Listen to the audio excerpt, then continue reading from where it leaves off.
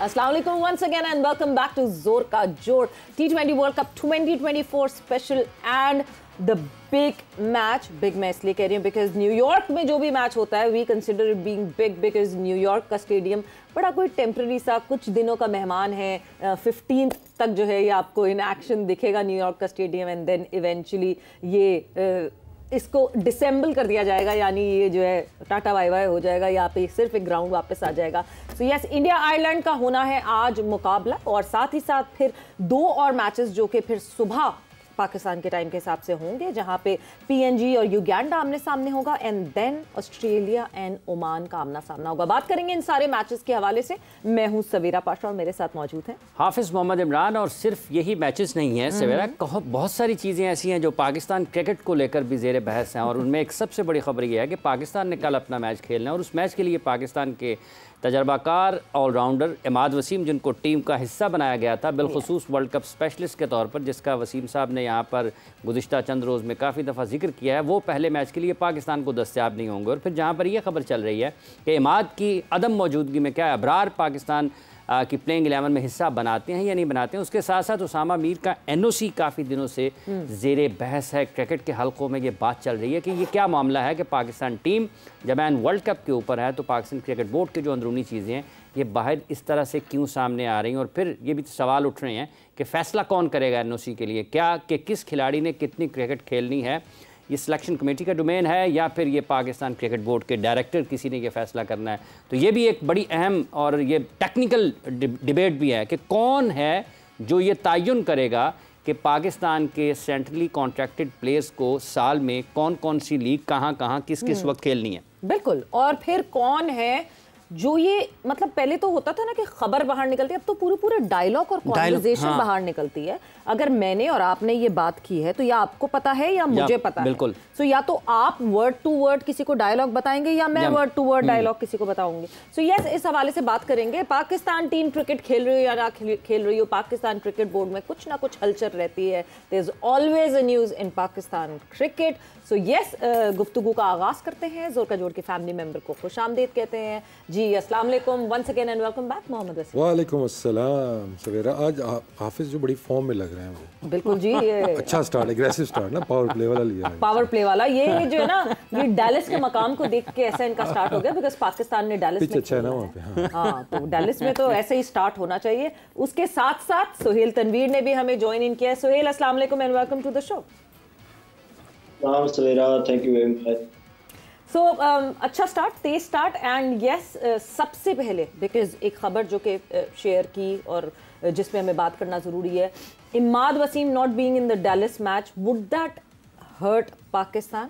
Because conditions को हम देखते हैं तो यस स्पिनर्स तो, बट हम तो फास्ट बॉलर्स की दौड़ में रहते हैं. देखें, अगर आप एक कम्बिनेशन जो देख रहे हैं कि जिसकी तैयारी करके हम गए हैं, जो हमारे जहनों में है जी के 2 हमारे पास स्पिनर हैं, 3 पेसर्स हैं, तो जो बैकअप है आपने उसको मौके भी नहीं दिए हुए. दैट मीन कि आप क्लियर कट श्योर थे जी जिन्होंने नहीं खेलना है, तो उनमें से कोई प्लेयर जब इंजर्ड होगा, अनअवेलेबल होगा, तो डेंट तो पड़ता है आपकी प्रिपरेशंस के ऊपर कि इमाद नहीं होते और आपको 2 स्पिनर्स चाहिए, तो automatically I think Ibrar team के अंदर आते हैं. अब इब्रार के पीछे कितनी क्रिकेट है, कितना उसको आपने कॉन्फिडेंस दिया हुआ है, कितने मैचेस खिलाए हुए हैं, एका दुका मैचेस इधर उधर करके उसने वो खेले हुए हैं, तो आपका जो टोटल प्लान है ना वो फिर अपसाइड डाउन हो जाता है. और I think some time it's not fair to the player also कि एकदम से इब्रार आए जी, लेट्स से कि यही सिनेरियो अगले मैच में भी जाता है, ठीक है ना, वहाँ पे जहाँ पे इब्रार को हमने अपने मौके नहीं दिए जितने देने चाहिए, तो इंडिया का मैच आता है जी इब्रार सब बॉल पकड़ने में मैच जिताएं, ऐसा ह्यूज आस्क. Exactly. तो ये चीज़ें आपको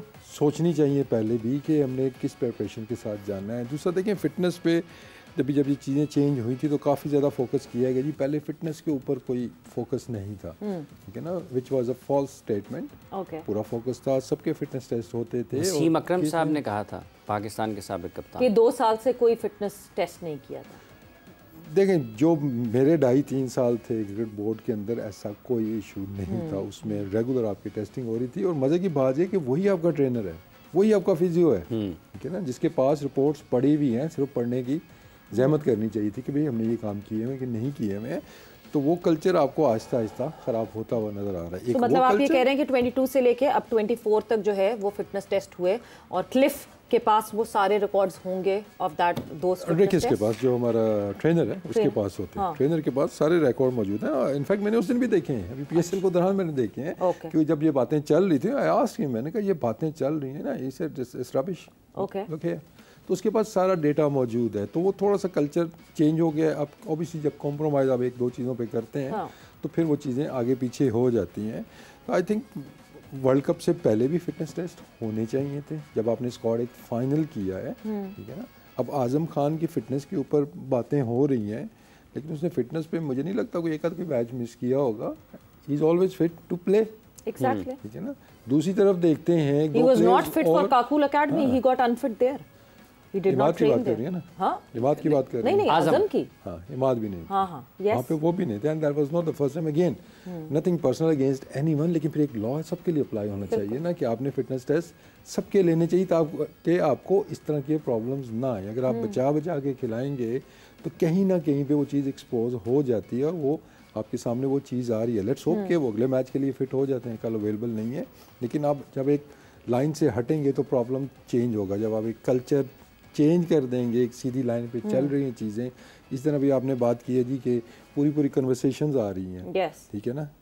2.5-3 सालों में एक चीज़ जो मैं जिस पे ऊपर मेरा सबसे ज़्यादा फोकस था, टीम इन्वायरमेंट के हवाले से कोचेस से भी बात होती थी, जितने बोर्ड के बंदे थे उनसे भी बात होती थी, प्लेयर से भी होती थी, और उस दौरान नॉट अ सिंगल थिंग कभी आप तक सर जाने दे, सारी की सारी टीमें आती रही हैं। नहीं, पूरी टीम नहीं, टीमों से ज्यादा आप PCB खुद वीडियो रिलीज करता रहा, आपकी प्लेयर से क्या बात हुई ड्रॉप होते हुए, तो बातें तो सारी आ रही थी, कैसे नहीं आ रही? तो एक चीज आपको नजर आ रही है ना, अब उसमें क्या मतलब आपको अंदर की टीम मीटिंग्स पता चल रही थी आपको, या कन्वर्सेशन आप तक आई थी, कोई फलाना लड़ गया, कुछ भी नहीं। पाकिस्तान क्रिकेट बोर्ड की जो दीवारें हैं ना वो बहुत पतली हैं। मैं बता रहा हूं ना, मैं अपने टेनोर की बात कर रहा हूं। वन इंसिडेंट जो आपके जी के, क्योंकि बड़े बड़े मेरे दोस्तों ने भी क्लेम किया जी हमारे पास टीम पहले से आ जाती है। I was used to laugh my head off के यार टीम इनके पास पहले आ गई है, टीम अभी बनी नहीं है, इनके पास पहले से आ गई है। तो वो जब आप मीडिया पे बैठ के ना वो आदत बन जाती है, हाँ हम चाहें तो ये कर देंगे, टीम तो मेरे फ़ोन में पड़ी हुई है, ये सब ऑल डायलॉग्स होते हैं आपके, ठीक है। ऑथेंटिक बात किसी की बात नहीं होती, लेकिन अगेन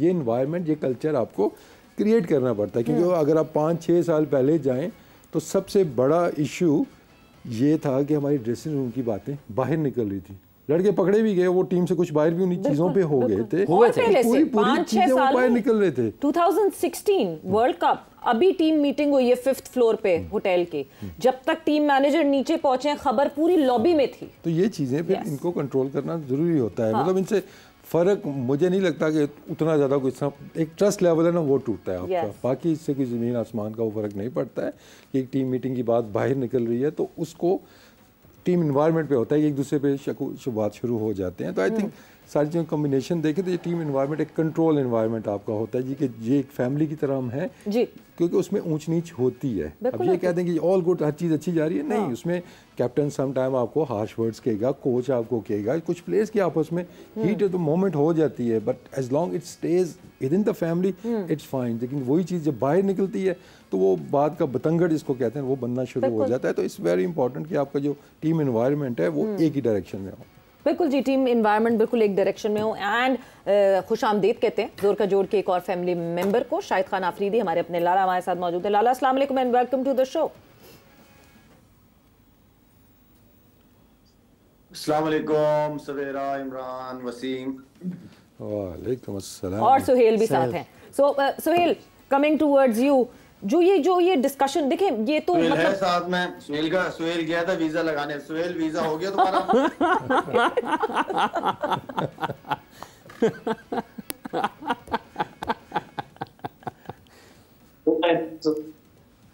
देखिए हमारे दो बंदे दो काम करने गए हैं। सुहेल अपना काम करने गया है, शायद से हमें उम्मीद है कि वो आउटफील्ड और पिच ठीक करवाएगा वहां जाके। पहुंच गए आउटफील्ड और पिच तो बिल्कुल सही होनी चाहिए। और लाला वैसे बड़े नाराज हैं आयरलैंड के कैप्टन, बिकॉज उनको तो ग्राउंड में घुसने ही नहीं दिया गया, ना उन्होंने पिच देखी है ना ग्राउंड देखा है। आज देखेंगे अभी मैच के वक्त पे।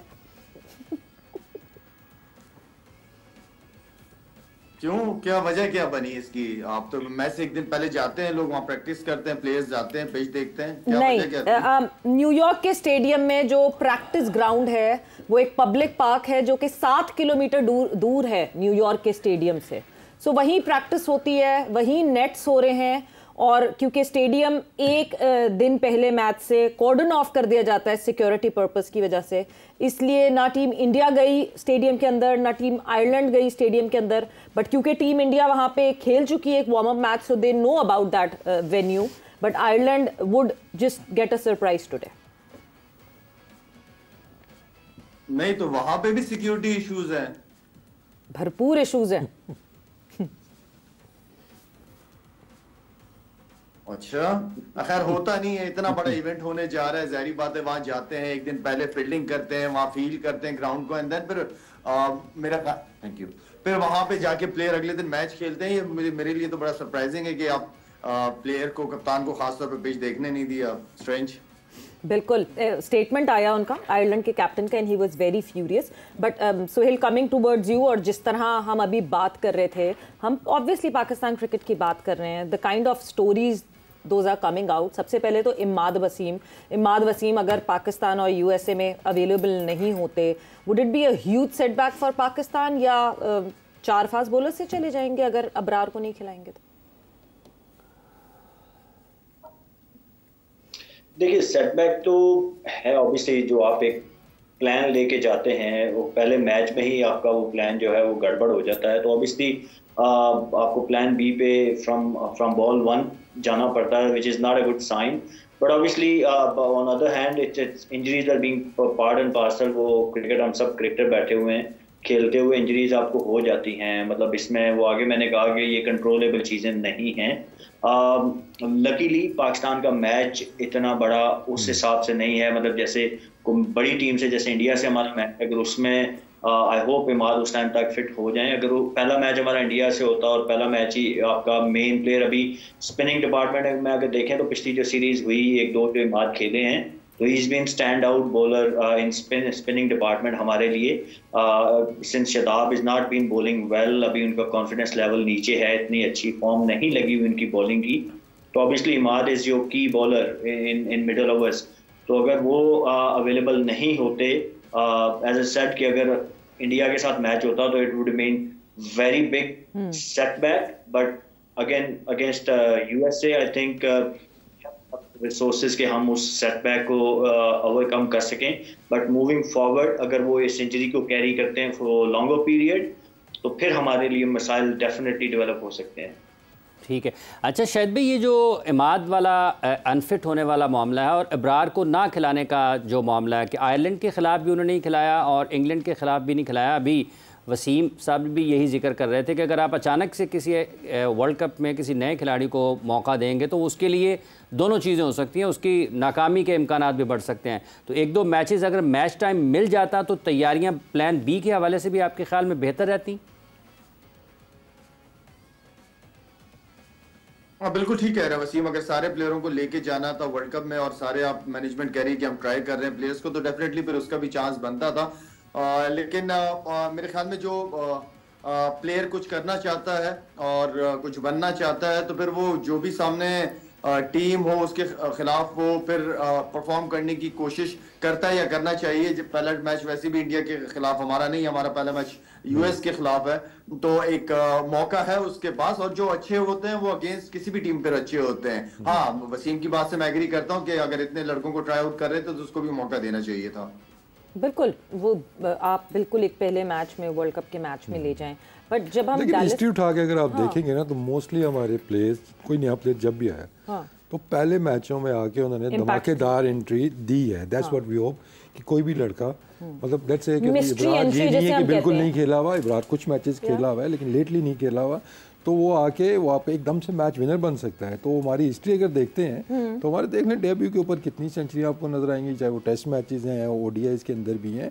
तो वो जब गेम थोड़ी आगे चलती है तो वहाँ पे स्ट्रगल पीरियड स्टार्ट होता है। दैट्स व्हाट वी होप कि हमारा कोई भी नया लड़का जो वर्ल्ड कप का पहला मैच खेलेगा तो उससे उम्मीदें तो आप लगा सकते हैं कि उसके आप कहेंगे कि ज़्यादा चांसेस हैं उसके अच्छा करने के रादर देन के फेल होने के। अच्छा ये जो साथ साथ स्पिनर्स की बात चल रही है ना, तो स्पिनर एक उसामा मीर भी हैं, उनके एनओसी काफ़ी दिनों से खबर में है, तो अब ये बहस शुरू हो रही है वहाँ पर क्रिकेट के हलकों में, ये भी बात सुनने को आ रही है कि सिलेक्शन कमेटी तो ये उनको इजाज़त दे चुकी थी, या सिलेक्शन कमेटी ये चाहती थी कि खेल लें, अगर इनकी ज़रूरत पड़ेगी तो हम इनको इंग्लैंड से वेस्ट इंडीज़ बुला लेंगे। तो उसको रोक दिया गया। तो ये फैसला बुनियादी तौर पर किसको करना चाहिए? किसी डायरेक्टर को करना चाहिए?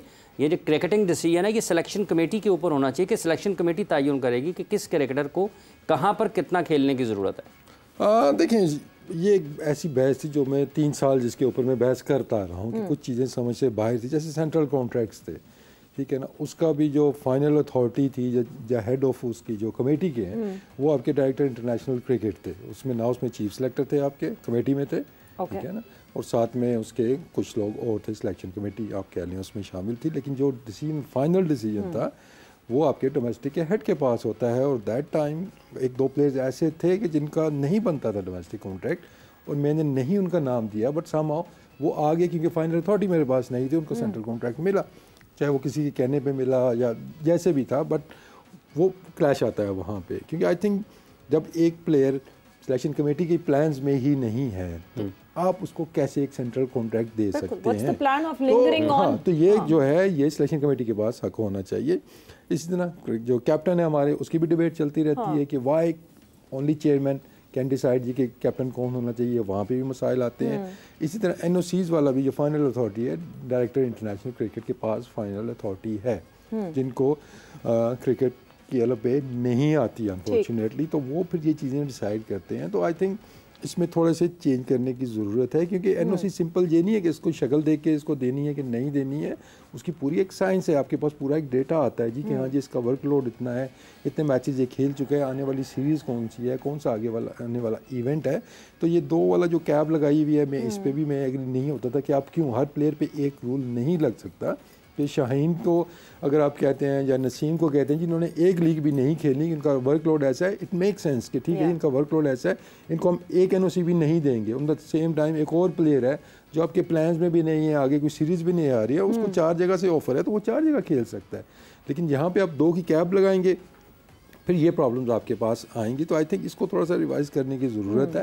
बहरहाल अब जो रूल बन गया वो बन गया, लेकिन आई थिंक इसको चेंज करने की ज़रूरत है। बट इफ़ यू रिमेंबर अभी रिसेंट टाइम्स में ज़काशफ साहब के दौर में इंज़मामुल हक ने ये वो किया था, डिमांड की थी कि वो चीफ सेलेक्टर थे और एनओसीज देना उनके हाथ में होनी चाहिए, बट वो फिर कॉन्फ्लिक्ट ऑफ इंटरेस्ट आ गया और एक पूरा सिलसिला मरहला चला गया। But Lala, as being a former chief selector, आपका what's your take on that कि क्या ये जो लीग्स की एनओसीज हैं ये एक चीफ सेलेक्टर के पास अथॉरिटी होनी चाहिए, या ये कोच और चीफ सेलेक्टर की कोई team, coach captain chief selector की टीम होनी चाहिए जो डिसाइड करे, या फिर ये इंटरनेशनल क्रिकेट का डायरेक्टर करे? ये कौन किसने इन एनओसीज पे साइन करना हो?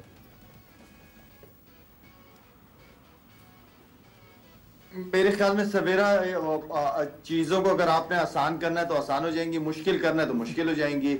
ये सीधा सीधा सा selection committee and then coach, head coach जो टीम का है, इनकी आपस में कोऑर्डिनेशन इतनी स्ट्रांग होनी चाहिए कि इनके डिसीजंस को सामने रखना चाहिए। हर मामले में चेयरमैन को नहीं आ जाना चाहिए। मेरे ख्याल में ये कोऑर्डिनेशन सिलेक्शन कमेटी और हेड कोच के बीच में होना चाहिए कि किसको एनओसी देनी है, किसको नहीं देनी, किसको सेंट्रल कॉन्ट्रैक्ट देना है, किसको नहीं देना।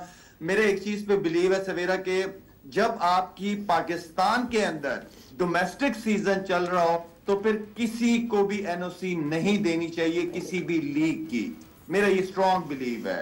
हाँ, जो सेंट्रल कॉन्ट्रैक्टेड प्लेयर नहीं है वो बिल्कुल जा सकते हैं, वो खेल सकते हैं हर जगह, लेकिन जो सेंट्रल कॉन्ट्रैक्टेड है और डोमेस्टिक सीजन आपका चल रहा हो, मेरा नहीं ख्याल कि किसी भी प्लेयर को अलाउ करना चाहिए, क्योंकि डोमेस्टिक क्रिकेट का सीजन बहुत इंपॉर्टेंट है, हमारे लिए बहुत इंपॉर्टेंट है। हर लड़के का खेलना, उसको अहमियत देना और उसी में से सिलेक्शन होके आगे पाकिस्तान का जो प्रोसीजर है, जो प्रोसेस है, जो तरीका है, वो इसी तरीके से ही होना चाहिए। मैं समझता हूँ इस चीज को इस तरीके। लाला, फिर इसका मतलब ये कि जब लड़के, जो हमारी नेशनल टीम के लड़के अगर वो फ्री हैं और लेट्स से उस वक्त कायदे आजम ट्रॉफी हो रही है, क्या उनके ऊपर कॉन्ट्रैक्चुअल बाइंडिंग होनी चाहिए कि वो कायदे आजम ट्रॉफी में भी फीचर करेंगे?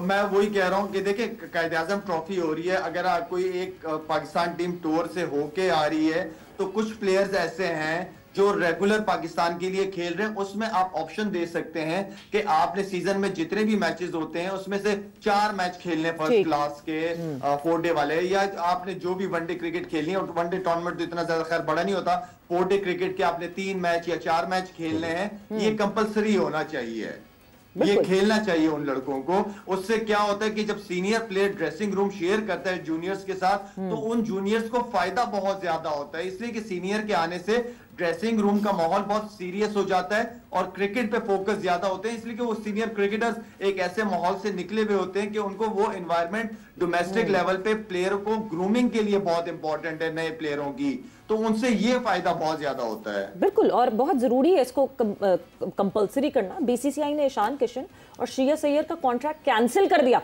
Because they were available and they did not go for Ranji trophy. Wasim, देखिए कॉन्ट्रैक्ट में तो हमारे भी लिखा हुआ है, ये जो सेंट्रल कॉन्ट्रैक्ट होते हैं तो उसमें ये लिखा हुआ है कि when you are available you must play domestic cricket. बात फिर वही आ जाती है जो शाहिद बात कर रहे हैं कि हम चीज़ों को मुश्किल कर देते हैं, ठीक है ना। मेरे मल्टीपल टाइम्स हुआ कि मैंने as a chief selector director domestic को लिखा, उनसे बात भी की कि ये लड़के नहीं खेल रहे, इनको खेलनी चाहिए डोमेस्टिक क्रिकेट, ये अवेलेबल है, इनको खेलनी चाहिए, ये नहीं खेल रहे, मेरी इनसे बात भी हो चुकी है, लेकिन ये आपके पास आके वो निकल जाते हैं, तो इस चीज़ को रोकना होगा, you need to take action.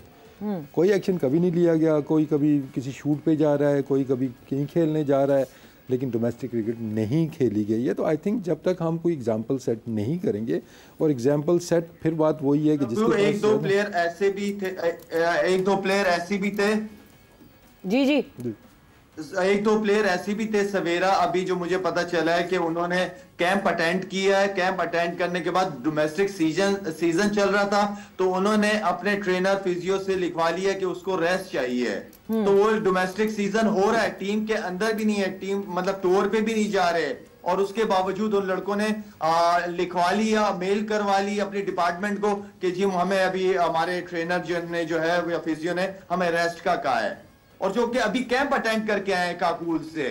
मुझे मिसबा ने एक दो बातें बताई, मैं हैरान हो गया कि यार ये यंग लड़के हैं और डोमेस्टिक सीजन से छुपने की हरकतें कर रहे हैं। तो आई मीन कि ये समझ से बाहर है कि आखिर फिजियो या ट्रेनर किस तरीके से उन लड़कों को इतनी फेवर दिया जाता है। मेरे ख्याल में ज्यादा ही फेवरेट लड़के लेते हैं उससे, जिसकी वजह से आज तक वो टीम के साथ ही हैं। समझ से बाहर और बहुत सारी चीजें लाला उनको समझना पड़ेगा, और जो है मीट एंड ग्रीट हो रहा है वर्ल्ड कप की कैंपेन में पाकिस्तान टीम का, बड़ा उस पर भी शोर मच रहा है, उसके वाले से भी बात करेंगे। वक्त एक ब्रेक का हुआ, ब्रेक पर जा रहे, ब्रेक से वापस आएंगे, कॉन्वर्सेशन को आगे बढ़ाएंगे।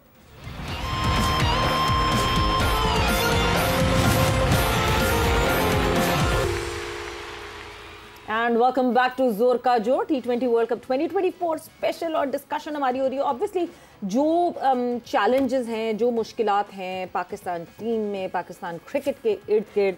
एंड सुहेल, आपको मैं इस कॉन्वर्जेशन में अब एड अप करूंगी बिकॉज ये जो वर्कलोड मैनेजमेंट की बात हो रही है, over the period of time you have been part of many leagues, workload manage करना, किसके लिए क्या रूल, कितने होने चाहिए, दो का ये एक पार सेट कर देना कि 2 से ज़्यादा एनओसीज नहीं मिलेंगी, कौन डिसीजन मेकर होना चाहिए, what's your take on that?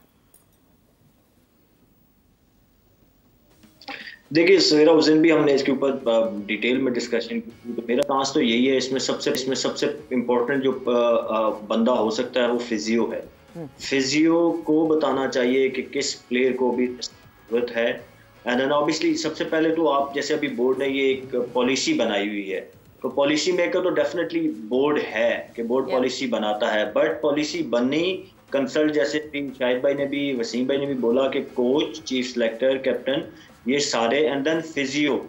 Coach ज़ाहिर ऑब्वियसली किसी की फिटनेस के ऊपर अगर पूछना है कोच, वो ज़ाहिर फिजियो से पूछेगा, या कैप्टन या सिलेक्टर ने पूछना, तो physio is the main guy जो बताएगा आपको कि कौन से प्लेयर को भी, स्पेशली बॉलर्स को, क्योंकि बैट्समैन के ऊपर इतना वर्कलोड तो आपको पता है इतना नहीं होता, मेनली फास्ट बॉलर्स के ऊपर होता है। तो फिजियो इज द गाय कि वो रिपोर्ट दे कि यार इसको रेस्ट की ज़रूरत है, किस बॉलर को, स्पेशली जो बॉलर आपके तीनों फॉर्मेट खेलते हैं, ऑब्वियसली उनको ज़रूरत होनी चाहिए, होती है, क्योंकि आप बैक टू बैक सीरीज होती हैं, बीच में जो थोड़ा बहुत टाइम होता है, आपको पता through out the year leagues चलती हैं। अब बैक इन डेज वो डिफरेंट होता था कि आपको एक टूर के बाद एटलीस्ट 2 वीक्स की ब्रेक मिलती थी, तो आपके जो मसल, जो वेयर एंड टीयर हुई होती थी फास्ट बॉलर की, वो अपनी जगह पे वापस आ जाते थे, आप रिहैब कर लेते थे। बट अभी क्योंकि बीच में ब्रेक नहीं मिलती, तो ये डिसीजन जो मेरे ख्याल में सबसे इम्पोर्टेंट बंदा है, जो रेलिवेंट बंदा है, वो फिजियो है, physio and trainer. They should tell, वो चाहे कैप्टन को बताएं, चीफ सेलेक्टर को बताएं या कोच को, बट बोर्ड की तरफ से ये डिसीजन मेकिंग मेरी भी समझ में नहीं आता कि वो डिसाइड करेंगे किसको कितनी खेलनी है। बट अगर आप बोर्ड के एंड पे देखें तो फिर हमारे प्लेयर्स का भी इसमें कसूर है।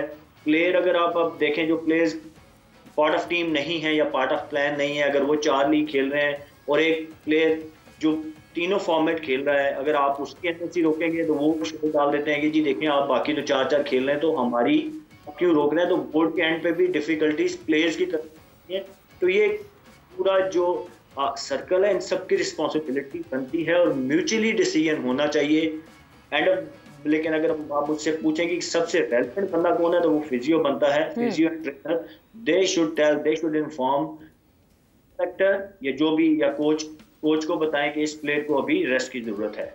जी वैसे हाँ बिल्कुल, टोटली एग्री कि इसमें जो मेन आपका बंदा है वो आपका फिजियो है, बिल्कुल, क्योंकि ट्रेनर ने भी उसी को रिपोर्ट करनी है, ठीक है ना। तो उसके पास सारा डेटा होता है, ठीक है ना, कि किसने कब खेलना। अब जैसे शाहिद ने बात की कि डोमेस्टिक में क्या होता है, वो अपने डोमेस्टिक फिजियो से लिखवा लेते हैं, उसकी इंपॉर्टेंस पे वो बाहर हो जाते हैं।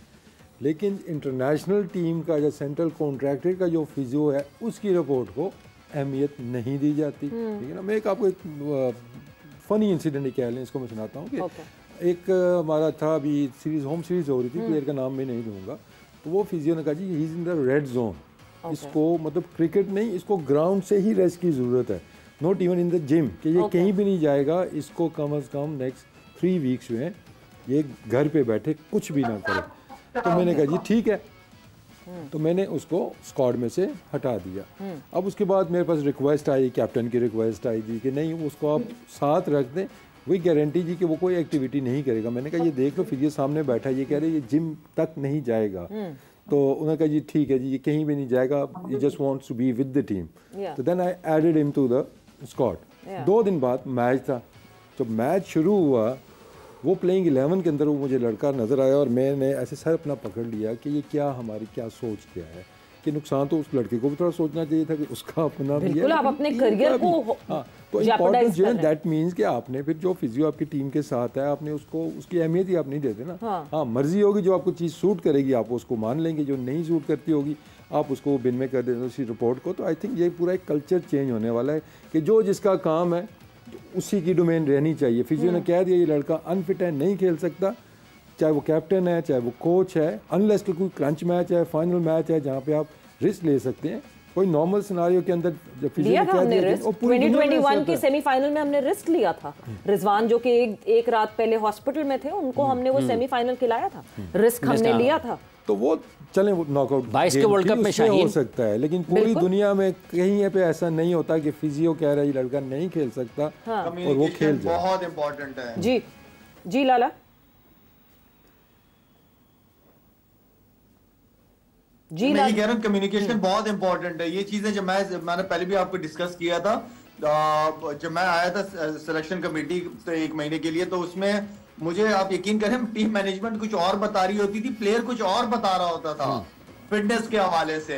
तो मैं हैरान हो जाता था कि इनकी आपस में कोऑर्डिनेशन नहीं है, प्लेयर्स और मैनेजमेंट की इतने अरसे से साथ खेल रहे हैं। तो कहने का मतलब है कि कम्युनिकेशन बहुत ज्यादा इंपॉर्टेंट है, टीम मैनेजमेंट, प्लेयर्स की, सिलेक्शन कमेटी की आपस में, ये बहुत इंपॉर्टेंट चीजें हैं। बिल्कुल, कम्युनिकेशन से ही सारी चीजें होंगी। बट साथ ही साथ ऑब्वियसली क्योंकि हम इमाद से हमारी डिस्कशन शुरू हुई थी कि Imad Wasim not being fit और यूएसए के, इसका मतलब ये कि एडिड प्रेशर अब शादाब खान के ऊपर होगा, जो कि एक्चुअली खुद एक अच्छी फॉर्म में नहीं है। अभी जो आखिरी इंग्लैंड के खिलाफ जो T20 खेला उसमें शादाब थोड़े से फॉर्म में दिखे। कोई बात, कोई डिस्कशन लाला आपकी कुछ हुई ऐसी?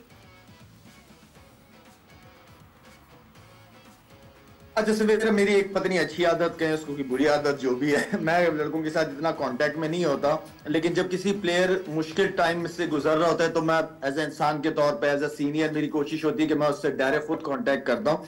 तो शादाब के साथ भी मेरी ये जो इंग्लैंड का लास्ट का मैच खेल रहा था ये T20, उसमें 2-3 दिन से मैं शादाब के पीछे पड़ा रहा और खुद ही उसको मैसेज करना, खुद ही वीडियो कॉल करना और उसको कहता था कि शादाब आप ये चीजें गलत कर रहे हैं, आप या तो आपको कोई बता नहीं पा रहा, आप कर क्यों नहीं रहे ठीक, ना आपकी कमर लग रही है, ना आपकी रिस्ट जो है वो पूरी जा रही है, ड्रिप नहीं हो रहा बॉल आपका, ये पहले वाला शादाब मुझे नजर नहीं आ रहा। मैं सिर्फ आपसे ये रिक्वेस्ट करता हूं कि आप मुझे वीडियोस भिजवाएं प्रैक्टिस की, और आप इस चीज को इस एंगल से आपने ये बॉल करने हैं।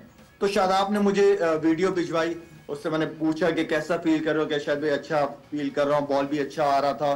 तो मैंने कहा आपने इसी जिस तरह प्रैक्टिस में आपने मुझे वीडियोस बनाई, इसी तरह जो आप आखिरी मैच अगर खेलते हो नहीं खेलते जो भी होता है उस मैच के अंदर आपने इसी प्लान के थ्रू ही जाना है। आपने कोई फ्लाइट बॉल नहीं करनी, आपने मिडिल स्टिक और लेग स्टिक को फोकस करके दूर दूर तेज तेज बॉलें करनी, आपने फ्लाइट बॉलें नहीं करनी। मैंने वो मैच देखा, उसका पूरा मैच उसी की वजह से मैंने देखा, उसकी बॉलिंग का वेट कर रहा था मैं। उसने 18 बॉलों में से 16 बॉलें वो ही की जिसकी मैंने उसको प्रैक्टिस कराई, और 2 बॉलें मैंने जिस शदाब को मैच के बाद कॉल की, मैंने शदाब आपने ये 2 बॉलें जिस पे छक्के खाए ये क्यों किया आपने, ये बॉल आपको तो जरूरत नहीं थी।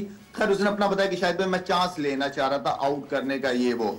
तो कहने का मतलब ये है कि हमारा ये मेन बॉलर है। शादाब की परफॉर्मेंस पाकिस्तान टीम के लिए हमेशा, कभी भी देखिएगा कि उसने आके मिडिल में जब भी 1-2 आउट किए हैं, अच्छी बॉलिंग की है, पाकिस्तान टीम मैच जीता है, ज्यादातर मैचेस जीता है। तो मेरे लिए शादाब की बॉलिंग बहुत ज्यादा अहमियत रखती है, और जिस तरह आप कह रहे हैं कि इमाद को भी इंजरी है, तो जिम्मेदारी और ज्यादा शादाब पे आएगी as a senior player, as a performer. और इसी तरह मेरी आजम खान के साथ 2 दिन से, अभी यहाँ मैं इंग्लैंड में हूँ, आजम खान के साथ भी कांटेक्ट करने की कोशिश कर रहा हूँ कि उसको मोटिवेट किया जाए। यही हमारे प्लेयर हैं, इन्होंने ही खेलना है, इन्होंने ही परफॉर्म करना है। ठीक है, बहुत ज्यादा क्रिटिसिज्म हुआ है इनके ऊपर सोशल मीडिया वगैरह में, मैं भी देख रहा हूँ आजम के हवाले से। तो आजम को यही मेरा मैसेज था कि आजम, मैं आपको बहुत अरसे से कह रहा हूँ कि जब आप परफॉर्म नहीं करोगे आपकी फिटनेस के ऊपर बात आएगी। ये मैं आपसे आज नहीं कह रहा, ये तकरीबन मैं आपसे 7, 8 साल, 9 साल से कह ही जा रहा हूँ, जब से मैं आपको देख रहा हूँ कि अपनी फिटनेस को बेहतर करो। जब आप परफॉर्म नहीं करोगे आपकी फिटनेस के ऊपर सब उंगलियां उठाएंगे, और आज वही सब कुछ मैं आपके सामने देख रहा हूं। तो कहने का मतलब ये है कि हमारे प्लेयर्स हैं, इन्हें हमें मोटिवेट करना है, इन्हें बैक करना है, चाहे वो बाबर आजम है, कोई भी है, तो हम सबको उठा के रखेंगे। वर्ल्ड कप के बाद फिर इंशाल्लाह बातें करते रहेंगे, गलतियां निकालते रहेंगे, लेकिन फिलहाल कोशिश हम सबकी यही होनी चाहिए कि हम अपनी टीम को उठा के रखें। Lala, just to add in it, आप जब आजम की बात कर रहे हैं, इतनी क्रिटिसिज्म हुई कि आजम ने अपने इंस्टाग्राम अकाउंट को जो है वो पूरा वाइप ऑफ कर दिया है, क्योंकि जाहिर सी बात है उस पर ऐसे ऐसे कमेंट्स आ रहे थे, ऐसी ऐसी स्टेटमेंट्स आ रही थी आजम के लिए। सो आई होप आपकी जो है वो डिस्कशन हो जाए आजम खान से बिफोर द यूएसए मैच के हमें मोटिवेटेड आजम खान दिखे। हाँ, इंशाल्लाह नजर आएगा। वो लड़का तगड़ा है, तगड़ा, मैं बता रहा हूँ आपको, उसको फिटनेस अपनी जगह पे रखें। लेकिन वो इस वक्त पाकिस्तान के अंदर इस नंबर पे जो हार्ड हिटर्स में हम इफ्तिखार, आजम या खुशदिल, ये 3 लड़के ही आपको नजर आएंगे। बाकी वसीम बेहतर जानता होगा कि सिलेक्शन कमेटी काफी अरसे से रहा है, लेकिन मुझे ये जो 3 नाम मैं बता रहा हूँ, इससे बेहतर आपके पास इन नंबरों के लिए कोई है नहीं इस वक्त। जी वसीम।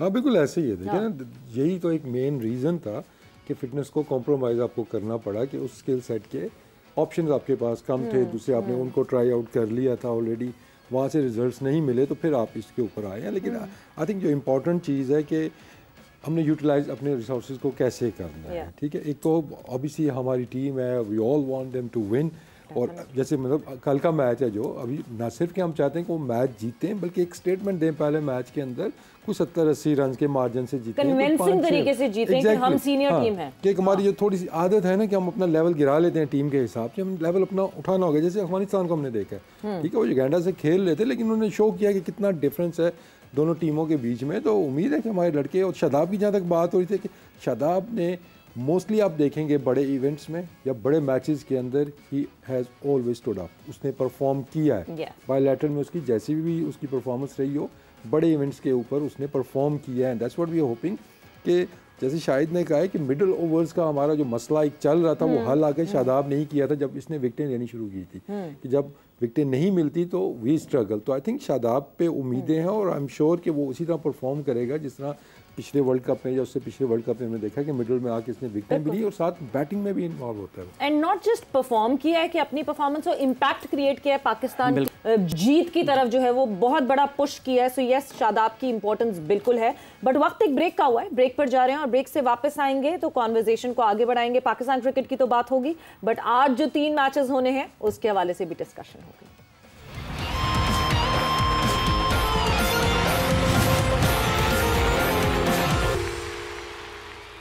जोर का जोड़ में आपको एक मतलब फिर खुशामदीद कह रहे हैं। बात हम कर रहे हैं क्रिकेट वर्ल्ड कप 2024 T20 के इस फॉर्मेट के हवाले से, जिसमें आज भी मैचेस खेले जाएंगे। इंडिया भी आज अपना पहला मैच खेल रहा है आयरलैंड के ख़िलाफ़, और पाकिस्तान टीम भी तैयारियों में है, क्योंकि कल पाकिस्तान ने भी अपना पहला मैच खेलना है। पाकिस्तान टीम के खिलाड़ियों की फ़िज़िकल फ़िटनेस के हवाले से यहाँ पर ख़ासी बात रही है, और हम उनके मुख्तलिफ़ जो खेलने के अंदाज़ हैं या जो उनका वर्कलोड है उसके ऊपर ख़ासी बात करते रहे। आज इस पर मज़ीद तफसील के साथ गुफ्तगू होगी। हमारे साथ स्टूडियोज़ में मौजूद हैं डॉक्टर अमाद अहमद साहब, जो कि पाकिस्तान में और इंग्लैंड दोनों जगह पर बैक वक्त काम कर रहे होते हैं। कुछ वक्त ये वहाँ पर इंग्लैंड में होते हैं, कुछ वक्त यहाँ पर होते हैं। तो स्पोर्ट्स इंजरीज़ के हवाले से इनकी खासियत है, इनकी महारत रखते हैं, स्पोर्ट्स फिजियो हैं। तो डॉक्टर साहब, सबसे पहले आपका आमद का बहुत बहुत शुक्रिया। और चूँकि वर्ल्ड कप चल रहा है और पाकिस्तान के खिलाड़ियों की हम अगर बात करते हैं, तो आज ही ये ख़बर भी अभी थोड़ी देर पहले ही हम ज़ेर बहस थी कि इमाद वसीम पाकिस्तान टीम के लिए दस्तयाब नहीं होंगे। आप देख तो रहे होंगे कि आज़म ख़ान की फ़िटनेस पर भी ख़ासी बातचीत रहती है। तो सारी चीज़ें देख रहे हैं, आपको लगता है वाकई जो दौर जदीद के तकाज़े हैं उसके मुताबिक पाकिस्तान के खिलाड़ियों की फ़िज़िकल फ़िटनेस को देखा जाता है, आप बिलखुसूस आपके शोबे को लेकर उसको अहमियत दी जाती है, और क्या वाकई उन तमाम खतूत पर पूरा उतरते हैं पाकिस्तान के खिलाड़ी अगर दुनिया के साथ मवाजना करते हैं तो? फर्स्ट ऑफ ऑल जी, thank you very much for inviting me. Sports medicine and sports fitness, इसके स्टैंडर्ड्स जो हैं वो इतनी जल्दी इवॉल्व हुए in the last 10 to 15 years कि अब कोई भी प्लेयर जो है, कोई भी एथलीट है, उसको आप छोटा सा एक उसकी असेसमेंट करने के बाद, बायोमैकेनिकल असेसमेंट करने के बाद आप प्रिडिक्ट कर सकते हैं कि इस प्लेयर को ये इंजरी हो सकती है। और ये खूबसूरती है इस टेक्नोलॉजी को इम्प्लीमेंट करने की। अगर आप क्रिकेट की दुनिया में देखें तो क्रिकेट की दुनिया में जो टीम्स इस वक्त लीड कर रही हैं, जिनमें हमारा हमसाया मुल्क है, इंडिया है, उस पर इंग्लैंड है। इंग्लैंड के आपको एथलीट्स नज़र आएंगे। I consider them as super athletes, क्योंकि उन्होंने वो चीज़ अचीव कर ली है जो टेक्नोलॉजी को इम्प्लीमेंट करने के बाद आपके एथलीट के अंदर नज़र आती है। अब अनफॉर्चुनेटली मेरा अपना ज़ाती ख्याल ये है कि पाकिस्तान के अंदर टैलेंट तो बहुत है, हमें नज़र आता है सारा वक्त, लेकिन अभी तक पाकिस्तान के अंदर टेक्नोलॉजिकल एडवांसमेंट जो है स्पोर्ट्स इंजरी प्रिवेंशन में या कोई असेसमेंट क्राइटेरिया जो हैं अभी तक वो सेट नहीं है। इसलिए ये होता है कि हमारे बहुत अच्छे अच्छे प्लेयर्स, बहुत एसेट्स इनको मैं कहता हूँ पाकिस्तान के लिए, जिस तरह आपके फास्ट बॉलर्स हैं, आपके बैट्समैन हैं, ये लोग एसेट्स होते हैं, तो इनको प्रोटेक्ट करना चाहिए। इनको पहले से प्रीएम्प्ट करना चाहिए कि इनके बॉलिंग एक्शन में कोई इशू तो नहीं है, इनकी कोई बायोमैकेनिक्स का कोई इशू तो नहीं है, इनकी डाइट का कोई इशू तो नहीं है। जब प्लेयर्स ट्रैवल करते हैं गर्म मुल्क से सर्द मुल्क में, सर्द मुल्क से गर्म मुल्क में, एक एक्लाइमेटाइजेशन का एस्पेक्ट है जो बड़ा इंपॉर्टेंट है, पूरी दुनिया में अप्लाई होता है कि आप जो डाइट खा रहे होते हैं गर्म मुल्क में, जब आप सर्द मुल्क में जाते हैं आपको अपनी डाइट वेरी करनी पड़ती है। ये काफ़ी सारे एस्पेक्ट्स हैं जो मुझे लगता है कि अभी तक पाकिस्तान क्रिकेट में डिफिशिएंट हैं। I don't see them in Pakistan. Diagnosis भी आपके ख्याल में फिर उसी लिहाज से ठीक नहीं होती होंगी? आप ये भी समझते हैं कि पाकिस्तान में डायग्नोसिस का भी इशू है? बिल्कुल ऐसी है। देखें, डायग्नोसिस तब होगा ना जब आप किसी चीज़ की असेसमेंट करने के लिए आपके पास टेक्नोलॉजी अवेलेबल होगी, केपेबल होंगे, आप केपेबल होंगे। तो मेरा अपना ख्याल ये है कि जिन ममालिक ने, जिन क्रिकेटिंग कंट्रीज़ ने ये सब टेक्नोलॉजी अप्लाई कर ली है, जैसे फॉर एग्जांपल इंडिया के अंदर मेरी नॉलेज के मुताबिक दे आर रफली 30 to 40 स्पोर्ट्स साइंस लैब्स, जहाँ एथलीट्स को लाया जाता है, उनका ट्रियाज किया जाता है, उनको स्क्रीन किया जाता है, और फिर देखा जाता है कि इस बॉलर का ये इशू है, इस बैट्समैन का ये इशू है। और बाकी मुख्तलिफ स्पोर्ट्स के अंदर फुटबॉलर्स को असेस किया जाता है, टेनिस प्लेयर्स को असेस किया जाता है, उनकी सर्व को असेस किया जाता है, हर चीज़ को असेसमेंट की होती है। पाकिस्तान में अनफॉर्चुनेटली मेरा ख्याल अभी तक शायद कोई ऐसी स्पोर्ट्स साइंस लैब एग्जिस्ट नहीं करती। तो हम कम्पीट तो कर रहे हैं एट अ इंटरनेशनल लेवल, लेकिन हम टेक्नोलॉजी में उनके साथ कम्पीट करने में थोड़े से ज़रा मेरा ख्याल हम पीछे हैं अभी, काफ़ी सारे पीछे। बॉलर्स विद डिफरेंट एक्शन, हाँ पीछे तो हैं बॉलर्स विद डिफरेंट एक्शन, जाहिर सी बात है उनके लिए एक डिफरेंट रिजीम होती है, एक डिफरेंट तरीका होता है। सुहेल, आपको मैं एड अप करूंगी इस कॉन्वर्जेशन में, बिकॉज आपका एक डिफरेंट किस्म का एक्शन है, एक डिफरेंट किस्म का पोस्चर है वाइल बॉलिंग। कितनी दफ़ा आपको उसकी वजह से मुश्किलात हुई हैं? डिड यू फाइंड एनीवन जिनसे आप इस बारे में बात कर सकें यहाँ बीइंग इन पाकिस्तान कि मुझे ये इश्यूज़ हैं, या फिर इवेंचुअली जब आप लीग्स पे दुनिया में बाहर गए तो तब आपको कहीं बात करने के लिए कोई मिला? नहीं समीरा, जैसे अभी जी हमारे टाइम के तब तो खैर पूरी जी, बट नहीं Sohail, you are not audible, आपकी आवाज़ हमें सही से नहीं आ रही है। If we can just reconnect Sohail, और हम बिल्कुल जानना चाहेंगे उस पॉइंट ऑफ व्यू से, बिकॉज जब नसीम शाह शुरू में आए उनके ऊपर भी यही बात हुई कि उनका लैंडिंग फुट जो है वो इतना टेढ़ा पड़ता है कि टोर्सो पे इम्पैक्ट आता है, तो ये इंजरी प्रोन है, इनका एक्शन बदलना पड़ेगा। बट ये सारी चीज़ें विजिबली असेस करके हम बता रहे होते हैं instead of the machinery that is used for that. जी, मेरा अपना ख्याल ये है कि अगर आपके पास एक biomechanical lab state of the art अगर आपके पास अवेलेबल हो, तो आप इन सब चीज़ों को बहुत जल्दी आइडेंटिफाई करके रेक्टिफाई कर सकते हैं। आप प्लेयर को थोड़ा टाइम दे सकते हैं। आई फुली अंडरस्टैंड कि जब एक आपका एक एसेट है, एक फास्ट बॉलर है, आपकी कोशिश होती है कि वो फास्ट बॉलर जितना तेज़ बॉल कर सके उतना ही अच्छा है। लेकिन उसको जब आप ये सिर्फ इंस्ट्रक्शन देते हैं कि आपने सिर्फ तेज़ बॉल करनी है, और आपको ये नहीं बताते कि इस तेज़ बॉल करने में आपके बाकी जो एनाटमी है बॉडी की वो कैसे चेंज होगी, वो कैसे ऑल्टर होगी, तो ये एक थोड़ा सा ऐसा एडवाइस है जिस पे आप उस फास्ट बॉलर को, उस एसेट को कंप्लीटली लूज़ कर सकते हैं। वो उनका क्रिकेटिंग करियर ख़त्म हो सकता। तो मैं तो बड़ा इस चीज़ पे बड़ी मेरी स्ट्रॉन्ग एडवोकेसी है कि अगर आप किसी को जब इस तरह का एडवाइस देते हैं तो आपको बताएं कि इसके साथ आपने और क्या करना है। कि अगर आपका लैंडिंग फुट ठीक नहीं है तो आप अपने हैमस्ट्रिंग को, क्वाड्रिसेप को, जो कि एक दूसरे को एंटागनाइज और एगनाइज करते हैं, आप उनको इस तरीके से डेवलप करवाएं कि उन पे जोर ना आए या आपकी नी पे जोर ना आए, सपोर्ट मिल जाए, उनको सपोर्ट मिल जाए। क्योंकि मसल्स का काम होता है जॉइंट्स को अपनी जगह पे रखना। तो वो जब नहीं होता तो जॉइंट्स में प्रोपेंसिटी होती है कि they can move forward, backward and side to side, और जब वो एक्सेसिव फोर्स के साथ मूव करते हैं तो अपने साथ कोई ना कोई लिगामेंट या अपने साथ कोई कार्टिलेज या अपने साथ कोई बर्सा वो इंजर कर देते हैं। वसीम, क्योंकि आपने एक्सट्रीम पेस की हम बात कर रहे हैं, एकदम से मेरे जहन में हारिस रऊफ आते हैं। रिसेंटली अभी ये इंसिडेंट भी हुआ कि नहीं जी, लॉन्गर फॉर्मेट नहीं हारिस खेलेंगे, शॉर्टर फॉर्मेट खेलेंगे। एक्सट्रीम पेस है, बट वी शुड रिमेंबर कि वो एक टेप बॉल बॉलर से इस फील्ड में आए और फिर उन्होंने मतलब अपनी पूरी यूथ में उन्होंने टेप बॉल खेली, जिसका एक डिफरेंट डायनामिक्स होता है। मे बी इन चीज़ों को इन कंसिडरेशन लेना चाहिए। जो डॉक्टर साहब कह रहे हैं कि एक फास्ट पेस बॉलर है तो उसको क्या क्या अप्लाई करना पड़ेगा playing with the hard ball now. देखें, टेप बॉल तो सारे खेल के आ रहे हैं, चाहे हमारे बैट्समैन हैं, चाहे हमारे बॉलर हैं। नर्सरी तुम्हारी वही है, किसी न किसी स्टेज पे वो खेल के आए हुए होते हैं। हमारा जो इशू है, देखें जितनी भी बातें भी डॉक्टर साहब ने भी की हैं, हमारे टॉप लेवल के ऊपर मोर और लेस ये चीज़ें हो रही हैं और आपके पास टेक्नोलॉजी भी मौजूद है।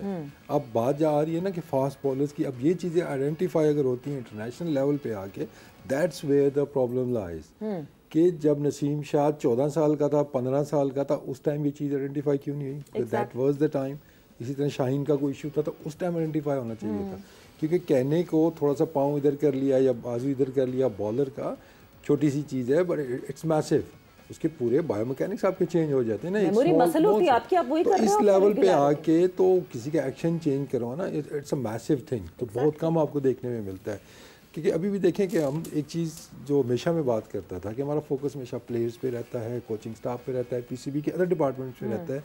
ये एक डिपार्टमेंट हमारा ऐसा था जो कि नेग्लेक्टेड था, जिसके ऊपर बात नहीं की जाती थी। पिछले 20 साल से डॉक्टर सोहेल थे वहाँ। आपके यही डिपार्टमेंट था कि आपके कितने प्लेयर्स ज़ाया हुए, ठीक है ना। अभी भी रीहैब किसी को करवाना होता है तो why do we have to send him to UK?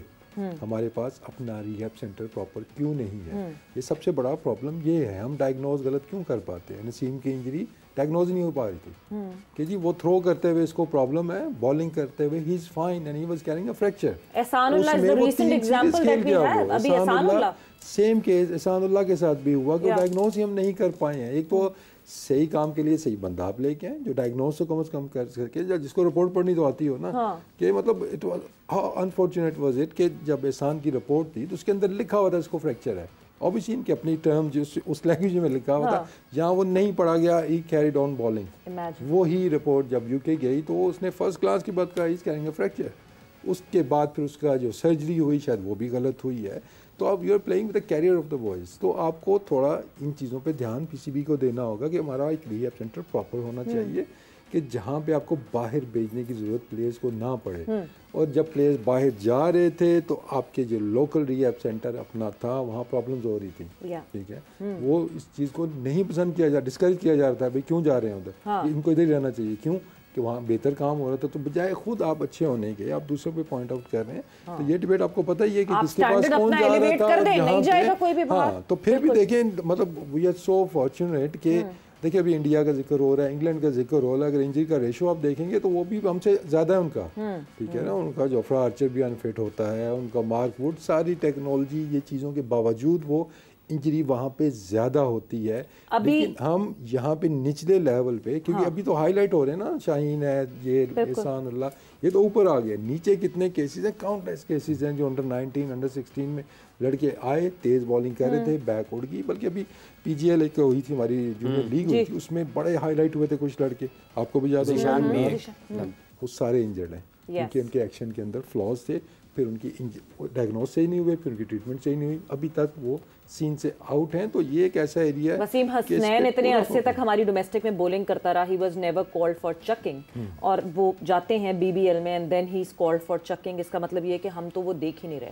But जहां ऑब्वियसली डॉक्टर साहब आपने भी बात की, आपने भी इंडिया की बात की, ऋषभ पंत जो कि इतने बड़े एक्सीडेंट से गुजरे और उनके लिए एंटी ग्रेविटी ट्रेडमिल जो है वो ला के BCCI ने रखी, which is not in a cheap equipment, but yes, if you need that for an athlete of yours who's important for your team, you need to get it. I would like to add to what Wasim bhai is saying. Actually, he's absolutely correct कि जब आपकी injury हो जाती है उसमें भी आपको technology की ज़रूरत है। अब आपके पास हम एग्जांपल्स हैं, बुमराह इंजर हुए थे कुछ अर्सा पहले, he came back more furious, he came back more quicker, जिसको कहते हैं कि, और वो ज़्यादा लीथल थे। आपने एग्जांपल दी जिन प्लेयर की, जिसका नाम है कि आपने एसेट्स को जब अपने प्रोटेक्ट करना है तो रीहैब के लिए भी आपको टेक्नोलॉजी चाहिए। आपने देखना है कि रीहैब में आप किसी को कोई ओवरडू तो नहीं करवा रहे, आप किसी को कोई इस तरह का चीज़ तो नहीं करवा रहे कि वो परमानेंट, बजाय इसके कि आपको ठीक करें आप उनको कोई परमानेंट इंजरी कर दें। तो technology plays a roll on both spectrums, injury prevention के लिए भी और इंजरी मैनेजमेंट के लिए भी। And this is why I am a very strong advocate के हर जो भी क्रिकेटिंग नेशन है उनके पास वो टेक्नोलॉजी होनी चाहिए। हम देख रहे हैं अभी, कल आप देखेंगे आयरलैंड के प्लेयर्स जो हैं, they have come a long way. अगर आप उनको देखें जिस तरह वो खेलते हैं, वो इंग्लैंड के प्लेयर्स को या इंग्लैंड की जो टेक्नोलॉजी है उसको वो इम्प्लीमेंट कर रहे हैं। मैं जितनी बार आयरलैंड जाता हूँ मैं देखता हूँ कि they are bringing in all those gadgets which are actually available in the UK, और वो बड़ा अच्छा लगता है मुझे देख के कि ये इम्प्लीमेंट कर रहे हैं, और आहिस्ता आहिस्ता उनकी फिटनेस भी बेहतर हो रही है, उनकी परफॉर्मेंस भी बेहतर हो रही है, और वो आपको आहिस्ता आहिस्ता नजर आएगा कुछ अर्से के बाद probably they will be one of the best teams. तो वो टेक्नोलॉजी को अप्लाई कर रहे हैं, टेक्नोलॉजी को मुसलसल इम्प्लीमेंट कर रहे हैं और उससे उनकी परफॉर्मेंस। लेकिन डॉक्टर साहब हम तो ये कहते हैं कि हम नेचुरल, हमारा नेचुरल एक्शन है, हम इसी में उलझ जाते हैं। अगर कोई चीज़ किसी से बात भी करते हैं, नेचुरल एक्शन है जी, इसके नेचुरल एक्शन को मत छेड़ें, इसकी नेचुरल चीज़ों को मत छेड़ें। नहीं देखिए, नेचुरल का आप देखें पाकिस्तान में या पूरी दुनिया में नेचुरल का होता है कि अब डॉक्टर साहब हैं या कोई और भी होंगे तो वो जो नेचुरल जितना वो बचा सकेंगे वो बचाएंगे, you don't want to take that away. अब वो नेचुरल के अंदर वो सेफ कितना है, कि उसका सेफ एक्शन कितना है, इंजरी के चांसेस उसमें क्या है, वो आपने देखने होते हैं। अगर आपको लगता है कि इसमें ये इट्स नॉट सेफ, कोचिंग में भी यही होता है और इनके प्रोफेशन में हम श्योर इसी तरह की चीज़ होगी कि आपने अगर कोई मॉडिफिकेशन करनी है तो वो सेफ्टी की बेस के ऊपर। नेचुरल एक्शन मैं फिर वापस जाऊंगी बिकॉज अब सोहेल के साथ connection. Sohail, can you hear us? जी जी जी, नेचुरल एक्शन की बात हो रही है। सोहेल, आप किस किस स्ट्रगल से गुजरे over the period of time of your career? Savera और द कैरियर है फास्ट में तो भी 100% फिट हो गए, बट इन माय केस अभी डिफरेंट था, बायोमैकेनिक्स डिफरेंट थे, एक साइड पे लोड ज्यादा आता था। तो ये अब सारी चीज़ें अभी तो मैं बयान कर सकता हूँ। तो व्हेन आई स्टार्टेड तो मुझे तो कुछ इल्म नहीं था, और अनफॉर्चुनेटली जो हमारा मेडिकल पैनल था या जो लोग थे शायद उनको भी पता नहीं था। उसमें सबसे इम्पोर्टेंट दो चीज़ें होती हैं, या तो अगर आपको किसी बॉलर के एक्शन में फ्लॉ नज़र आ रहा है, आपको लग रहा है कि वो इंजर्ड हो जाएगा, या तो आप एक्शन चेंज करा देते हैं थोड़ा बहुत। अगर वो नहीं हो सकता, आपको लग रहा है कि उससे आपका बॉलर का कैरियर जो है, जो उसकी एक्सपर्टीज है उनके ऊपर फर्क पड़ेगा, तो फिर दूसरा उसका हल ये है कि आप जिन एरियाज पे लोड ज्यादा आ रहा है, जो ज्यादा लोड लेने वाला एरियाज हैं, आप उनको स्ट्रॉन्ग करना शुरू कर देते हैं। ये चीजें मैंने अभी इससे 4-5 साल पहले जब 2017 में मुझे जाके दोबारा नी का काफ़ी ज़्यादा, दूसरी नी मेरी डैमेज हुई, एक तो अर्ली एज में ही हो गई थी, आपको पता नी सर्जरी या वेंट थ्रू, वो अगर मैं पूरी एपिसोड है वो इधर बयान करना शुरू कर दूं तो बहुत टाइम लग जाएगा कि वो कैसे हुआ सारा कुछ। हमारे यहाँ अनफॉर्चुनेटली रिहैब की बिल्कुल भी अवेयरनेस नहीं है अभी। आई एम नॉट श्योर कि अभी क्या हालात हैं, लेकिन जब मैं अपने प्लेइंग डेज की बात करूँ, आप देख लें मेरे सामने मेरी नी सर्जरी हुई, शुएब भाई मुझसे पहले नी के वो पेशेंट थे, एंड देन उमर गोल, समी हैं वो, समी नियाजी, उनकी नी सर्जरी हुई। There are few case knee surgery हुई but they never came back. Reason is कि रीहैब अच्छे नहीं हुए। डॉक्टर साहब बैठे हैं, आई थिंक ये सेकंड करेंगे मुझे कि obviously surgery is important but what is more important is rehab. आप देख ले बात हुई कितने प्ले,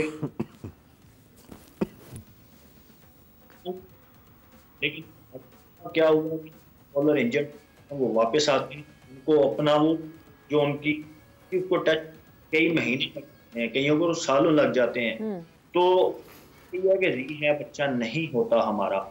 तो obviously there is lot of room to improve. हमारे यहाँ अवेयरनेस बिल्कुल नहीं है। Coming back to your question, तो मैं obviously over the years learn किया, और ये मैं अपनी एग्जांपल मेरे सामने, तो मैं इसलिए कह रहा हूँ कि मैंने जो एरियाज मुझे फिर पता चला इधर उधर बात करके कि किन एरियाज पे मेरे लोड ज़्यादा आता है, लोअर बॉडी पे ज़्यादा आता था, लेफ्ट साइड पे ज़्यादा आता था, तो मैंने उन चीज़ों को स्ट्रॉन्ग करना शुरू कर दिया। ऑब्वियसली बहुत ज़्यादा हमें इन मेडिकल में स्पेशली बहुत ज़्यादा इम्प्रूवमेंट की ज़रूरत है। हमें स्पेशलिस्ट लाने होंगे अगर हमने चीज़ों को बेहतर करना है तो। बिल्कुल बिल्कुल, बेहतर करना है तो करना पड़ेगा। और एथलीट्स हैं तो ऑब्वियसली एथलीट्स के साथ ये हैंड इन हैंड चीज़ें साथ चलती हैं। मतलब हम पर जाना है बट जाते जाते the kind of awareness, obviously generally players को उस तरह अवेयरनेस नहीं है ऑब्वियस हमारे पाकिस्तान में या इस रीजन में उस तरह एथलेटिक अवेयरनेस नहीं मिलती अनटिल अनलेस आपको कोई गाइड करे। A very senior player Pakistan team के जो कि अपनी रिहाब के लिए आइसक्रीम खाते थे वापस मैच से आके, यस इस तरह के भी इंसिडेंट्स हुए एंड देन उनको किसी ने गाइड किया। वक्त एक ब्रेक का हुआ, ब्रेक पर जा रहे हैं, ब्रेक से वापस आते कॉन्वर्सेशन को आगे बढ़ाएं।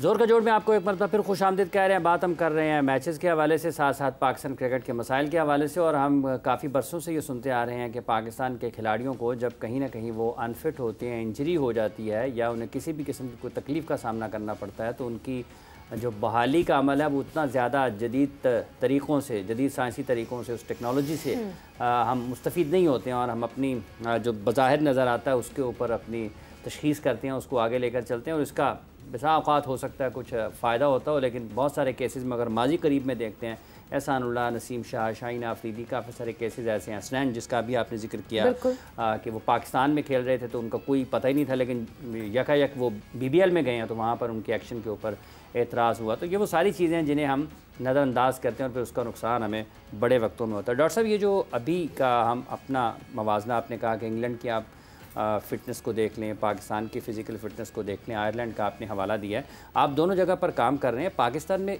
रुकावट किस जगह पर है? मतलब हम ये अभी तस्लीम नहीं करना चाहते कि टेक्नोलॉजी इतनी है, साइंस ने इतनी तरक्की कर ली है कि आप कम अज़ कम जो मशीनें इंसान ने बनाई हुई हैं इसके लिए उसका भी बेहतर तरीके से इस्तेमाल कर लें।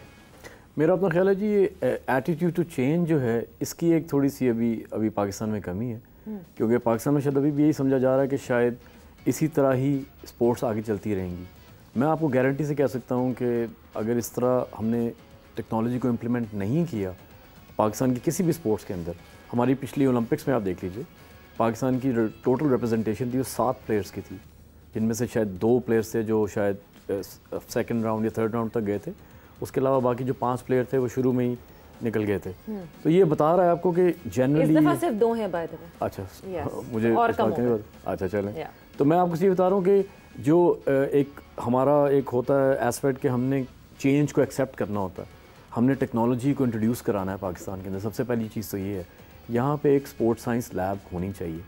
PCB इतना बड़ा इदारा है, उनके पास एक स्पोर्ट्स साइंस लैब होनी चाहिए जहाँ पे वो अपने सब डोमेस्टिक क्रिकेट, जिस तरह वसीम भाई ने बात की, बिल्कुल सही बात की कि डोमेस्टिक क्रिकेट के प्लेयर्स से आप ट्रियाज शुरू करें, उनका स्क्रीनिंग शुरू करें। जो आपको एसेट्स लगते हैं कि ये लड़के कल को पाकिस्तान खेल सकते हैं, उनको आप उनका एक टियर 1, टियर 2, टियर 3 बना ले और उनको आहिस्ता आहिस्ता आगे लेके चलें। और टियर 1 वाले जो प्लेयर्स हैं उन पर स्पेशल फोकस रखें। मेरे ऐसा कोई आदमी या स्पोर्ट्स फिजिशियन जो फॉरवर्ड लुकिंग हैं, जिनको पता है कि टेक्नोलॉजी को इम्प्लीमेंट कैसे करना है, उनके साथ उनको इंगेज करें, उनके एक्शंस की पे रेक्टिफाई करें अगर कोई ऐसी चीज़ है, उनकी डाइट देखें, उनकी न्यूट्रिशन देखें, क्या खाते हैं, क्या क्या होना चाहिए, बॉलर की डाइट क्या है, बैट्समैन की डाइट क्या है, फ़र्क है। अब तो साइंटिफिकली हर चीज़ हम डिफ्रेंशिएट कर सकते हैं। अगर आप बॉलर को वही डाइट खिला रहे हैं जो बैट्समैन को खिला रहे हैं तो उसमें फ़र्क है, क्योंकि बॉलर को चाहिए क्विक बर्स्ट ऑफ एनर्जी, जो ATP एक हमारा जो होता है बायोकेमिस्ट्री अगर आप पढ़े तो उसमें आता है, तो उसको क्विक बाउट्स ऑफ एनर्जी चाहिए। बैट्समैन को नहीं चाहिए, बैट्समैन को लंबी जो कहते हैं कि टाइम चाहिए, क्योंकि उसने खड़ा होना है, उसने सिंगल्स लेने हैं, डबल्स लेने हैं, वो करना है। फिर फिजियोलॉजिकल असेसमेंट होती है आजकल, आपका रेड मसल देखा जाता है, आपका वाइट मसल देखा जाता है कि इसमें रेड मसल ज़्यादा है, इसमें वाइट मसल ज़्यादा है। जिसका रेड मसल ज़्यादा है इसका मतलब है कि ये लंबे अरसे के लिए जो है रनिंग कर सकता है, मैराथन रनिंग कर सकता है। बॉलर्स के लिए वो बड़ा इंपॉर्टेंट है, उसको आप डेवलप कर सकते हैं आजकल। आप ख़ास ट्रेनिंग होती है उसके लिए, आप एंड्योरेंस ट्रेनिंग करवाते हैं, उसमें किसी का अगर कम है रेड मसल्स को आप इंक्रीज़ कर सकते हैं, एनहांस कर सकते हैं। तो ये सारी चीज़ें जो हैं इस वक्त पाकिस्तान में नहीं हैं, क्योंकि शायद एक मेंटल ब्लॉक है कि शायद हम ऐसे ही सर्वाइव कर इस मेंटल ब्लॉक को हमें तोड़ने की ज़रूरत है, ये रुकावट जो है ये ख़त्म करने की ज़रूरत है और शिद्दत से ज़रूरत है। अगर हमने मॉडर्न डे क्रिकेट में जो है हमने अगर सर्वाइव करना है, लाला आपकी तरफ मैं आऊँगी, जिस तरह हम ये बात कर रहे हैं, जो ये एक एरिया है, ये एक फील्ड है जहाँ हम फोकस ही नहीं करते, कोई भी स्पोर्ट्स डिपार्टमेंट। हम पाकिस्तान क्रिकेट बोर्ड पे तो फोकस करें because we are talking about cricket right now, but कहीं भी किसी भी स्पोर्ट्स डिपार्टमेंट में आपको मेडिकल डिपार्टमेंट स्ट्रॉन्ग दिखता ही नहीं है। सो यानी अगर दुनिया भर इस बात पे फोकस कर रही है कि किसकी कौन सी चीज़ ज़्यादा है नेचुरली इन हिज बॉडी और उसको इन्हांस करके आप उसको एक डिफरेंट लेवल पे ले जा सकते हैं, तो हम तो हमने पहले ही चांस कम कर दिया अपने एथलीट का 10 से 20% और मे बी 50% कम कर दिया वो चांस।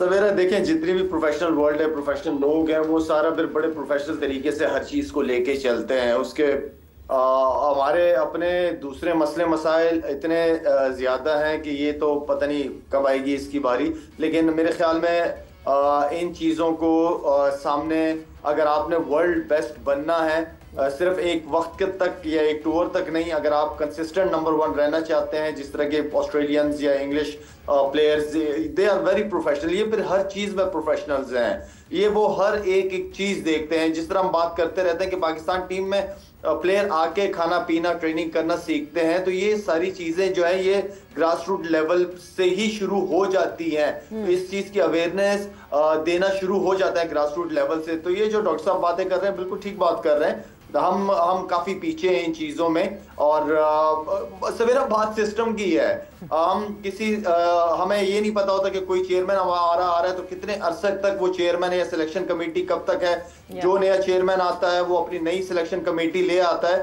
तो प्रॉब्लम्स तो बहुत सारी हैं, बहुत आई मीन कि किसी भी चीज को करने के लिए उसके लिए कंसिस्टेंट होना पड़ता है, कंसिस्टेंसी जरूरी है, जिसमें मेरे ख्याल में हम काफी लैग करते हैं। काफ़ी लैग करते हैं। अब थोड़ा सा अगर वसीम साहब, आज इंडिया और आयरलैंड का मैच है, बड़ा अहम मैच है, कैसे देख रहे हैं? ट्राई कर लें, कोशिश कर लें। नहीं ज़रूरी है जी। हाँ देखिए, मैच इंपॉर्टेंट है। अब जिस तरह के मैचेस और जो न्यूयॉर्क में जिस तरह से हुआ है, इम्पोर्टेंट सबसे ज्यादा है कि आज क्या कंडीशंस होंगी। फिर वो देखें कि वेस्ट इंडीज के तकरीबन यहाँ से गया है, इंग्लैंड के भी यहाँ से निकल गया है, क्या इंडिया रोक पाएगा उसको? कि आयरलैंड उन दोनों टीमों से अच्छी है। अगर आप देखते हैं कि जिन्होंने ट्रेवल किया है यहाँ पे इंग्लैंड को या वेस्ट इंडीज़ को, तो अगर कंडीशंस मिली जहाँ पे थोड़ा सा बॉल सीम शीम हुआ या जिस तरह अनइवन पिच था और बॉल चढ़ रहा था जैसे फास्ट बॉलर्स का, तो जो आयरिश बॉलर्स हैं they can become very handy, क्योंकि इन कंडीशंस के अंदर उनको बॉलिंग करनी भी आती है और साथ में उनको बैटिंग करनी भी आती है। लेकिन अगर पिच स्लोअर साइड पे हुआ, थोड़ा स्पिन हुआ बॉल या reverse coming to the play हुआ, तो फिर जो है ना वहाँ पे, लेकिन अगेन अगर आप देखते हैं ऑन पेपर देखते हैं वैसे तो कंपैरिजन कोई नहीं बनता, कि अगर आप प्लेयर टू प्लेयर देखते हैं तो इंडिया आपको बहुत सुपीरियर नजर आता है कि उनके पास ऐसे क्वालिटी बैट्समैन हैं कि जो कोई क्रॉसेस हो भी जाते हैं ना, कि लेट्स से के ऊपर से 3 आउट हो गए हैं, कोहली क्रीज के ऊपर आपको पता ही है अकेले मैच जिता सकता है, इसी तरह पंत हैं, ऊपर रोहित हैं, तो वो क्वालिटी तो उनके पास मौजूद है। दूसरा उनके पास जो बड़ा एज है बॉलिंग का, कि not only in spin department, उनके पास जो पेसर्स भी हैं, कि अगर वो पिच की हम जो बात कर रहे हैं कि वहाँ पे हेल्प मिली आयरिश बॉलर्स को, तो जस्ट इमेजिन कि उस पिच के ऊपर बुमराह को कौन फेस करेगा आके, ठीक है, उनके बाकी फास्ट बॉलर्स उसका भी शेप जो बन रही है। तो आई थिंक कि इंडिया को एज तो हासिल है, लेकिन जो पिछले 2 मैचेस जिस तरीके से हुए हैं वो देखते हुए ना हमें थोड़ी सी फिक्र है इस मैच की भी, और इसके बाद एक जो मैच है उसकी भी फिक्र हमें थोड़ी सी हो रही है कि क्या होगा। लेकिन ओवरऑल देखते हैं तो आई थिंक इश्यूज इतने होने नहीं चाहिए इंडिया को ये इस मैच के अंदर, क्योंकि इसमें भी आप यही समझते हैं, कथा कलामी की मादर चाहता हूँ कि चूँकि एक बड़ी टीम है, आयरलैंड उतनी बेहतर टीम नहीं है, उनका शुमार इंडिया जैसी टीमों में नहीं होता है, तो एक स्टेटमेंट के तौर पर ये मैच उसको भी लेना चाहिए।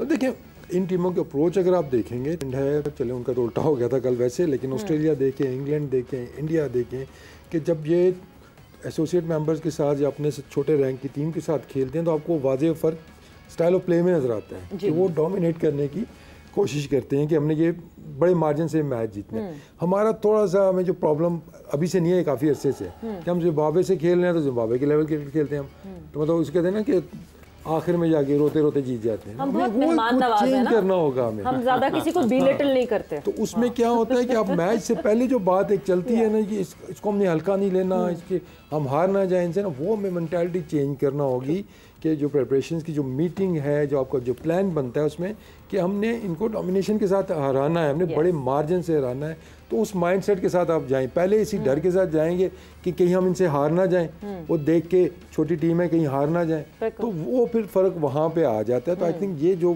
फ़र्क है ज़हनीत का, थोड़ा सा इसको हमें वापस लाना होगा कि हमें एज ए पाकिस्तान टीम खेल रही है जब अमेरिका से, उस तरीके से हमें खेलना चाहिए। बिल्कुल। सुहेल, बड़ी जो कहते हैं ना स्ट्रॉन्ग मैसेज पुट फॉरवर्ड किया रोहित शर्मा ने जब कल प्रेस कॉन्फ्रेंस की। सबसे पहले तो उन्होंने अपने सारे फैंस को भी कह दिया कि जिस तरह आईपीएल के मैचेस हुए थे वो हाई स्कोरिंग मैचेस हुए थे, don't look into that at all. उस तरह की कोई आपको मैचेस एटलीस्ट यहाँ इस उसमें तो नहीं दिखेंगे, ग्राउंड में नहीं दिखेंगे। साथ ही साथ उनका एक बहुत इंपॉर्टेंट चीज़ थी कहना कि कभी कभार तो हम देखते हैं ना कि आप इमोशंस से खेलते हैं, आप आएंगे, आप आके जो है वो चौके छक्के मारेंगे and you will be done with it, but specially New York की जिस तरह की कंडीशंस है, you need to apply yourself here, और मेंटल स्ट्रेंथ से ज़्यादा खेलना पड़ेगा, टैक्टिकली ज़्यादा खेलना पड़ेगा इंस्टेड ऑफ इमोशनली।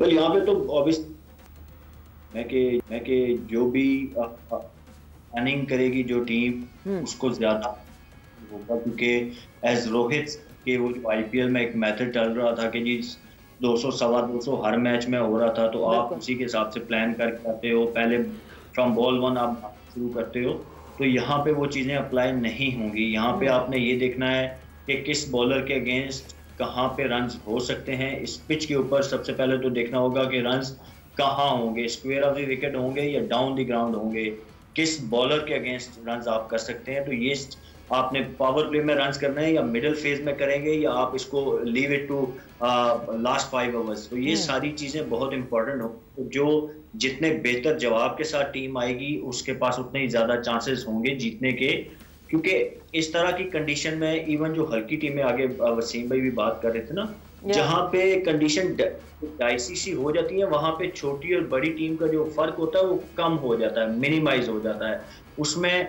दोनों टीमों के पास इक्वल चांस हो जाता है जीतने का। जैसे हम आयरलैंड से 2007 में हम हार गए, सीमिंग कंडीशन मिली तो हम नहीं उसके हिसाब से खेल सके। आप बहुत सारी एग्जांपल्स हैं जहाँ पे आपको सीमिंग कंडीशन या बहुत एक्स्ट्राऑर्डिनरी स्पिन जहाँ पे हो रहा होता है। आप बांग्लादेश में जाते हैं तो आप देखते हैं बांग्लादेश की टीम बड़ी से बड़ी टीम को हरा देती है, बाहर आके बांग्लादेश वैसी क्रिकेट नहीं खेल सकती।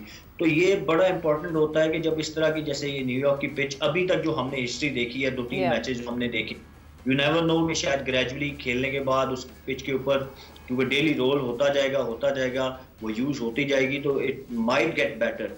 बट राइट नाउ एविडेंस मिला है, on basis of those evidence वो लग यही रहा है कि पिच वैसे ही ट्रिकी खेलेगा। तो उस ट्रिकी पिच के ऊपर दोनों टीमों के पास इक्वल नहीं तो 60-40 चांस हो जाते हैं। तो I think Rohit had made very wise मेरे ख्याल में कि उसने फैन को पहले से ही खबरदार कर दिया, अपना माइंडसेट भी बता दिया कि we are well aware of the condition और हम अपना गेम प्लान चेंज करने जा रहे हैं। बिल्कुल। सुहेल, 2007 तक आप क्या सोच रहे हैं? अभी रिसेंटली हम आयरलैंड से आ रहे हैं, मतलब अभी इस सीरीज में जो है हम हारते हुए आए आयरलैंड से। दूसरा मुकाबला पीएनजी एंड युगांडा का, and then Australia and Oman. PNG Uganda we should expect जैसे USA Canada was in action, इस तरह का एक बराबर का होगा? देखिए क्वालिटी का अगर आप देखते हैं, दोनों टीमें खेल चुकी हैं ऑलरेडी, तो आपको काफ़ी फ़र्क नज़र आता है कि पीएनजी लॉट स्पीड आपको नज़र आते हैं, चाहे उनकी बैटिंग है चाहे उनकी बॉलिंग है, लॉट मोर डिसिप्लिन। युगांडा में भी काफ़ी आपको चीज़ें सॉर्ट आउट होने वाली नज़र आ रही है। तो मेरे ख्याल में फिर बात वही है कि अगर इक्वल सॉर्ट ऑफ वहाँ पे वही ना कंडीशंस जो, तो वहाँ पे पीएनजी को इशू प्रेडिक्शंस जल्दी से, बिल्कुल वक्त का मुकाबला सख्त। इंडिया आयरलैंड जल्दी फौरन। ऑफ कोर्स आयरलैंड नहीं, PNG Uganda, PNG I'll go for and PNG. Australia Oman. Australia. Okay जी Suhail, your prediction, last 50 seconds. India, PNG and obviously Oman तो नहीं होगी, ऑस्ट्रेलिया ही होगी। ठीक है जी, प्रेडिक्शंस यहाँ पे हो गई हैं। मेरा ख्याल से ये सबकी ही यही प्रेडिक्शंस होंगी, तीनों यही हैं, सबकी प्रेडिक्शंस यही हैं और यही सिलसिला है। सो यस, वक्त यहाँ पे जोर का जोर का खत्म होता है। आप लोगों का बहुत बहुत शुक्रिया फॉर ज्वाइनिंग इन, आपका बहुत शुक्रिया for joining in. Let's see किस तरह का मुकाबला होता है। न्यूयॉर्क की conditions would be our focal point because yes we have to play versus India there on the 9, but उससे पहले कल हम यूएसए के आमने सामने होंगे। सो सवेरा और इमरान को इजाजत दीजिए, अपना बहुत ख्याल रखिएगा। टेक केयर, बाय बाय, अल्लाह हाफ़िज़।